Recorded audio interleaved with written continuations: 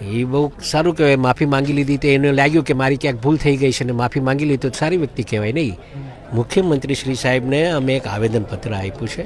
સૌરાષ્ટ્રમાં જે આ નવનીતભાઈ ઉપર જે બનાવ બન્યો છે એને ન્યાય આપવાની વાત છે અને સાચી દિશામાં ક્યાંક એવું નવનીતભાઈને એને આગેવાનોને લાગ્યું કે સાચી દિશામાં તપાસ નથી થઈ રહી, એ સાચી દિશામાં તપાસ થાય એ માટેની વાત છે. ને અમને શાંતિથી સાંભળીને મુખ્યમંત્રી સાહેબે અમને બહુ સરસ રીતે જવાબ આપ્યો છે કે જે ન્યાયની વાત કરો છો અને સાચી દિશામાં તપાસની વાત કરો છો એ સાચી તપાસ થશે, એમાં કોઈને છોડવામાં નહીં આવે. આમાં ક્યાંક બે સમુદાયનો એક વિવાદ થઈ રહ્યો હોય એવી વાત સામે આવી રહી છે. કોઈ સમાજ ટુ સમાજની આ લડાઈ નથી. હજુ આપના માધ્યમથી કહેવા માંગીશ, આ માત્ર ને માત્ર ન્યાય અને અન્યાયની લડાઈ છે અને એમાં નવનીતભાઈને ન્યાય આપવા માટેની વાત છે.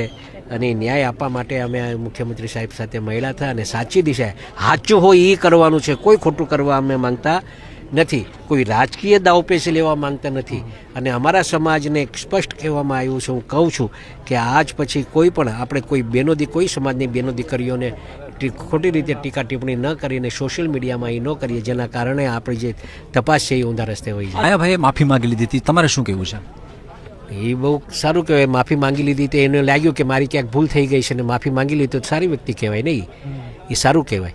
કેમ કે મારી ભૂલ થતી અને હું પોતે માફી માંગી લઉં તો એ સારી કહેવાય વાત.